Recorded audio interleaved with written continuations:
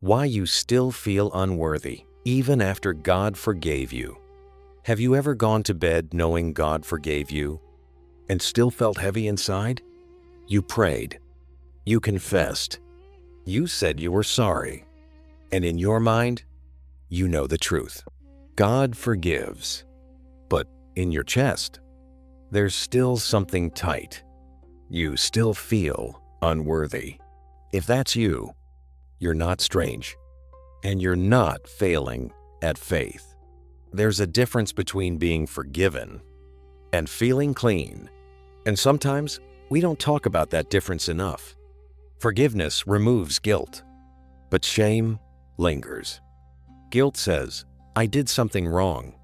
Shame says, there is something wrong with me. And even when God removes the guilt, we sometimes keep the shame, because shame feels safer. If I keep punishing myself, maybe I won't forget how serious my mistake was. If I stay disappointed in myself, maybe God will see that I care. But that's not how love works. In Luke 15, when the prodigal son came home, he had a speech prepared. He planned to say, I am no longer worthy to be called your son. He was ready to accept forgiveness, but not identity. He was ready to come back as a servant, but the father interrupted him. Before he could finish his apology, the father called for a robe, a ring, sandals, not because the son deserved it, but because he was still a son. Sometimes we accept God's forgiveness, but reject His restoration. We believe He has to forgive us, but we don't believe He can still delight in us. So we live forgiven, but distant, clean on paper, still dirty in our own eyes. Maybe that's where you are. You read the verses, you know the theology, but when you look at yourself, you still see the version of you that failed. And here's something gentle but important. Your feelings are not proof of God's distance. Sometimes they're just proof that healing takes longer than confession. You can be forgiven instantly and still need time to let grace sink in. Grace is not only a legal decision, it's a slow washing of the heart. It takes time for your nervous system to believe what your mind already knows.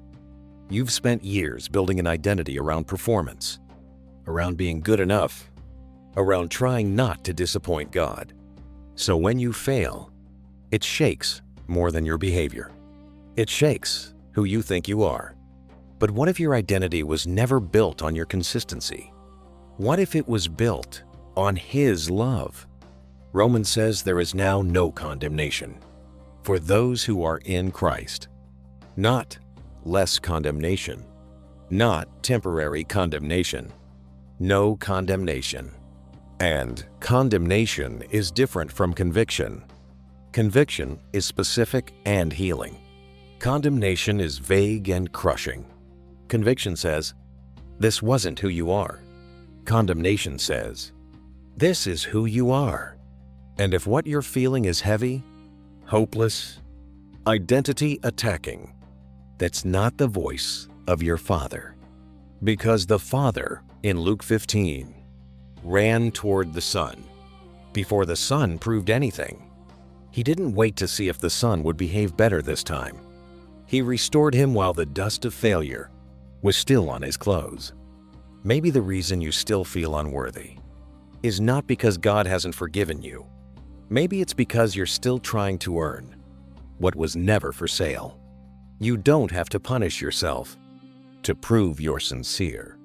You don't have to stay small to show humility. You don't have to rehearse your mistake every night before bed. If He has forgiven you, you are not dishonoring Him by resting. You are honoring Him by believing Him.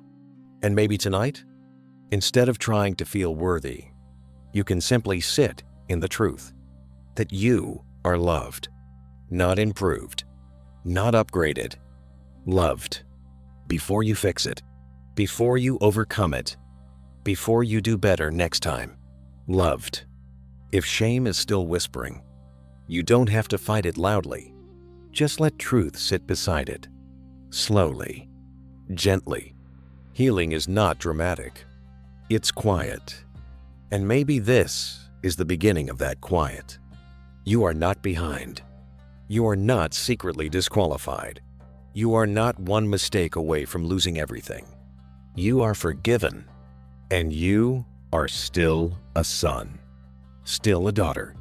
Even now. And maybe tonight. That's enough.